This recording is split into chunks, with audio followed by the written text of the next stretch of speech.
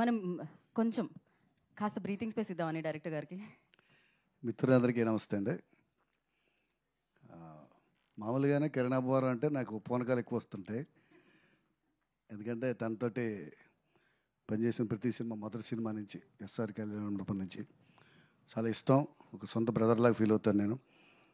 So కాబట్టి దానికి అగ్గికి ఆజ్యం ఎవరంటే మాకు కరుణ్. సో నాకు బాగా ఇష్టమైన డైరెక్టరు, డైరెక్టర్ కాకముందు నుంచి ఫ్రెండ్. సో వీళ్ళిద్దరి కాంబినేషన్కి ఒక శ్యామ్ సిఎస్ లాంటి ఒక మంచి కంపోజర్ సెట్ అవ్వడం, మన ఈశ్వర్ లాంటి ఒక కొరియోగ్రాఫర్ సెట్ అవ్వడం, విజువల్గా కూడా చాలా అద్భుతంగా సెట్ అయింది. ఇందులో నాకు బాగా నచ్చిన ఎక్స్ప్రెషను, మరింతగా మరింతగా మరింత దగ్గర అవ్వవే, నీ గుండెదో నా గుండెదో ఈ చప్పుడు ఎవరిదంటే తెలియకూడదే. ఈ ఎక్స్ప్రెషన్ నాకు బాగా నచ్చిన ఎక్స్ప్రెషన్. ఇందులో చాలా బాగుంటాయి. హేజింగ్లే అనేది దీని గురించి ఒక కథ ఉంది, చెప్పచ్చా కరుణ్? మనం ఈ సాంగ్కి కరుణ్ వెళ్ళి చాలా ట్యూన్లు చేయించుకొచ్చాడు. సో అన్నీ కిరణ్ గారికి పంపిస్తారు, యూనిట్ అందరూ వింటారు. సో ఒక ట్యూన్కి అప్పుడు రమ్మన్నారు, నాకు కుదరలేదు కరుణ్ తోటి వెళ్ళడం చెన్నైకి.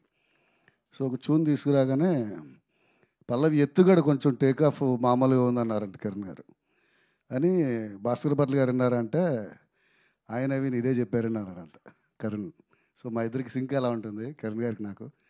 సో ఈసారి మీరు భాస్కర్ భట్ని తీసుకుని వెళ్ళండి, ఆయనతో కూర్చొని డిస్కస్ చేస్తే బెటర్ అని చెప్తే, సో ఆ సాంగ్ తాలూకా ఆ పల్లవినే ఇంకా ఏమైనా కొత్తగా చేయొచ్చా అని శ్యామ్ సిఎస్ నేను కరుణ్ గారు కూర్చున్నప్పుడు నేను అన్నాను, అది పక్కన పెట్టి మీ దగ్గర ఏమైనా ఒక ట్యూన్ ఉంటే ఇవ్వండి సార్, ఈ సిచ్యువేషన్కి కరెక్ట్గా కుదిరేలాగా చెప్పాను.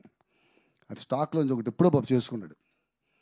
అది తీసి మొహమాటంగా ఇది నచ్చుతుందా నచ్చదా అని, సూపర్గా ఉంది సార్ అని చెప్పి వెంటనే కిరణ్ గారికి పంపించాం. కరుణ్ ఆయనకి నచ్చింది, కిరణ్ గారికి నచ్చింది.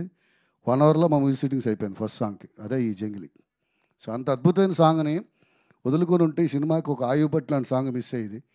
సో అతను మొహమాట పడి వినిపించకపోయి ఉంటే తను ఎంతో కష్టపడి ఇష్టపడి చేసుకున్న పాట ఈరోజు ఇలా ప్రజల్లోకి వచ్చేది కాదు. సో ఈ పాట వెనకాల కథ ఇది. సో హే జింగిలి పాట డెఫినెట్గా ఈ సినిమాని బ్లాక్ బస్టర్ చేయడంలో ప్రముఖ పాత్రను పోషిస్తుందని అయితే నేను ధైర్యంగా చెప్పగలను. Thank you. అలాగే రుక్ సార్, అండ్ చాలా బాగుంది, అందంగా ఉంది. సో డెఫినెట్గా గ్లామర్ ఎలిమెంట్ కూడా బాగుండాలి సినిమాకి, ఎక్స్ప్రెషన్స్ బాగున్నాయి. అలాగే నిర్మాత రవి గారికి, వాళ్ళ బృందాన్ని అందరికీ, ప్రతి ఒక్కరికి శుభాకాంక్షలు తెలియజేసుకుంటూ సినిమా సాధించబోయే విజయం కోసం ఎదురు చూద్దాం. Thank you. బా లాస్ట్లో సూపర్ పవర్ఫుల్ డైలాగ్స్.